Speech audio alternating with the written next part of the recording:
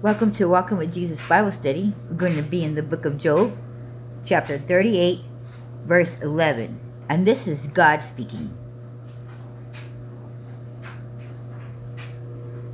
Go to 11. Where is it at? Sorry, I got to get the zoom in to work correctly.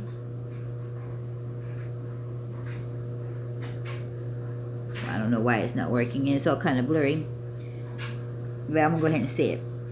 And said, Hitherto shalt thou come, but no further, and here shall thy proud waves be stayed. Now I repeat that. Now this is God speaking to Job. And said, Hitherto shalt thou come, but no further, and here shall thy proud waves be stayed. We feel small looking at upon the massive crashing waves of the sea, because our hearts are swelled with humility, and joy fills our spirit as crisp ocean water splashes across our toes. Struggles can often leave us feeling weak, like debris tossed upon the waves of life. But we remain hopeful with the knowledge that our Creator holds the sea in the palm of His hands. God prevents our struggles from crashing down upon us, just as He commands the mighty waves to come here and no further. Just like when Jesus was on the boat with the disciples, and they was all freaking out and panicking and just knew that this was going to be this was the end. And Jesus just laid there sleeping, and they had to wake him up frantically. Jesus, Jesus, wake up, we're all surely going to die in the storm. And all he could do is just wake up and shake his head, and almost as a disappointment, because how little faith they had. Then they all the things that they have seen. They just seen him do all kinds of miracles. All kinds of miracles. If he can turn water into wine and heal the blind and take the leprosy of the people, what does the waves have to do with his powers being controlled? It doesn't. So why didn't they have faith to be like, hey, Jesus, man, you know, whenever you get the time, can you just wake up, man? These waves are getting out of control. Can't you get up and stop them? But that's not exactly how they went about doing it. That's not what they was implying when they was waking them up. They was implying, oh my gosh, we're going to die. We're going to die. But if they had even more faith, to just a little bit, they would have known that, hey, Jesus is on this boat. God ain't going to kill his son. God ain't going to let nothing happen to this guy. Even if they didn't even know that he was exactly the Messiah, God's son, they knew. They had a little bit of inkling. Because they witnessed and they started to believe that he's the one. But how little faith did they have to believe? So if they were going to believe that he was the one to do all this and that, why wouldn't you believe that because he was on that boat, that God wouldn't let anything happen to him on that boat? The Messiah was on that boat, man.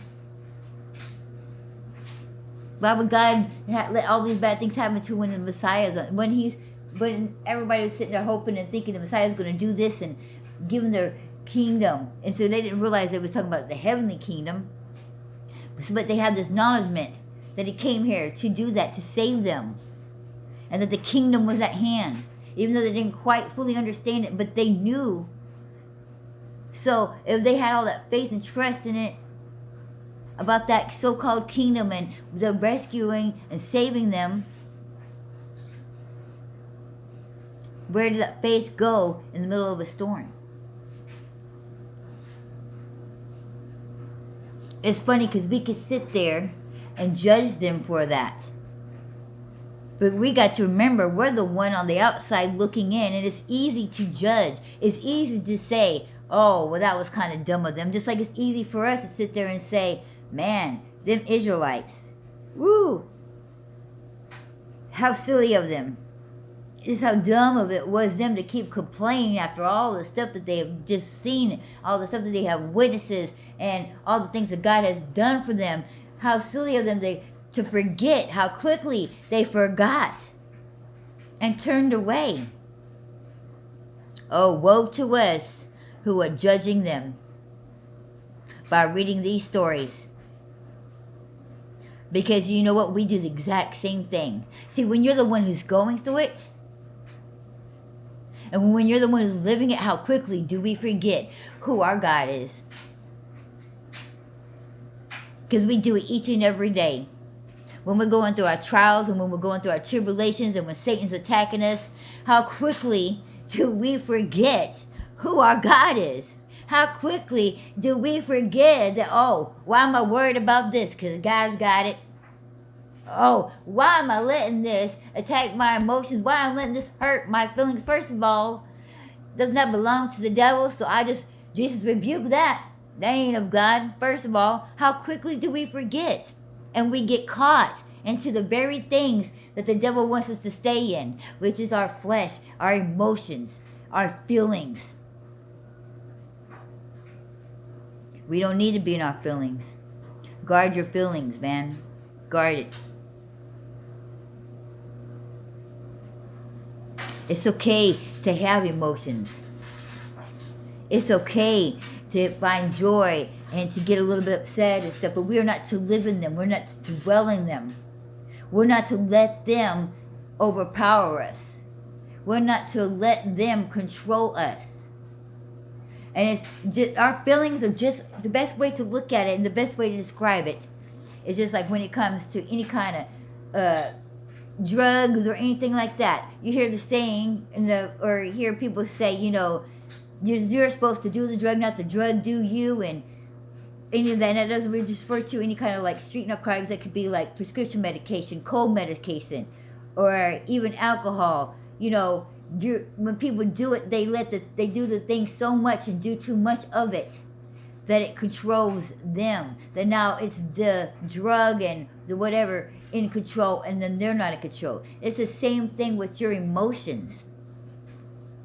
And it's okay to have them. I'm not saying it's okay to do drugs, by no means. I'm just saying, using an example of how much too much it will take control of you. So if you're living in your feelings a little bit too much, those feelings, those emotions are taking over and is controlling you. You are no longer in control. So just as it's bad to do these drugs and to have all these things in your system because it takes control of you, it's the same thing. It's very bad to be too much into your feelings because they are now running your life. They are now controlling your life. You're not in control of them. It is taking over you. It's okay to be a little bit upset. It's okay to get angry. It's what you do in that anger. It's what you do in that moment of sorrow. That the outcome is not good.